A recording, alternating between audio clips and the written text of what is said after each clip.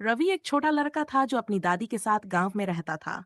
उसे रोमांचक कहानियां बहुत पसंद थीं। लेकिन असली रोमांच तो तब शुरू हुआ जब उसे अपने आंगन में एक चमकता हुआ नीला अंडा मिला। ये किसी मुर्गी का अंडा नहीं था। ये कुछ खास था। दादी, ये अंडा अजीब है। देखो तो। दादी ने अंडे को गौर से देखा और हल्के से मुस्कुराई। बेटा, ये कोई साधारण अंडा नहीं लगता। इसे संभाल कर रखना, हो सकता है कि ये किसी जादुई पक्षी का हो। रवि को यकीन नहीं हुआ, लेकिन वह अंडे को अपने कमरे में ले गया।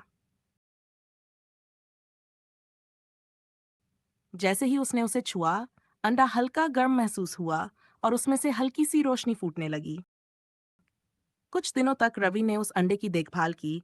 फिर एक रात जब वह सो रहा था, तो उसे एक धीमी सरसराहट सुनाई दी।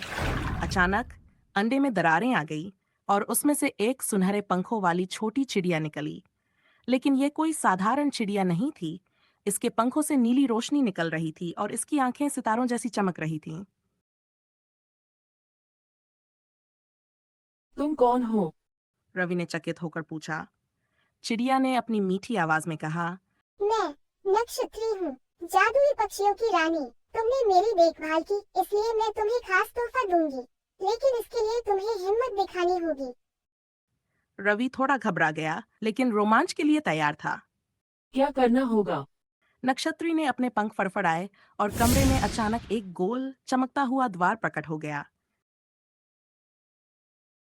ये एक रहस्यमयी दुनिया का द्वार है। वहाँ तुम्हें एक खास मोती खोजना होगा, जो तुम्हारी सबसे बड़ी इच्छा पूरी कर सकता है। रवि ने हिम्मत जुटाई और द्वार में दाखिल हो गया। वह एक अनोखी दुनिया में पहुंच चुका था, जहां आसमान बैंगनी था और पेड़ नीले।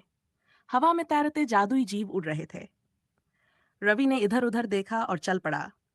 थोड़ी दूर जाने पर उसे एक विशाल झील दिखी, जिसके बीच में पानी से चमकता हुआ मोती झलक रहा था। लेकिन जैसे ही वह मोती के पास पहुंचा, एक डरावना मगरमच्छ वहां आ गया। अगर मोती चाहिए तो तुम्हें अपनी सूझबूझ से इसे हासिल करना होगा। मगरमच्छ गर्जा। रवि ने सोचा और अपनी जेब में देखा।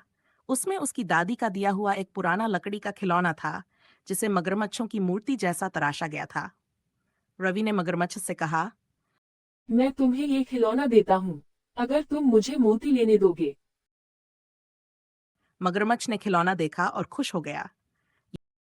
तुम ये मोती ले सकते हो। रवि ने जल्दी से मोती उठाया और जादुई द्वार से वापस अपने कमरे में लौट आया। जैसे ही वह लौटा, नक्षत्री फिर से उसके सामने प्रकट हुई। शाबाश रवि, अब ये मोती तुम्हारी सबसे बड़ी इच्छा पूरी करेगा। सोचो तुम्हें क्या चाहिए। रवि ने मुस्कुराकर कहा। मुझे बस अपनी दादी के साथ हमेशा खुश रहना है। मोती चमक उठा और तभी दादी कमरे में आई। रवि, मुझे ऐसा लग रहा है कि हमारे अच्छे दिन आने वाले हैं। नक्षत्री मुस्कुराई और फिर चमकते हुए आसमान में उड़ गई। रवि जानता था कि उसने कुछ खास पा लिया था। सिर्फ एक जादुई अनुभव ही नहीं, बल्कि जीवन का एक बड़ा सबक भी।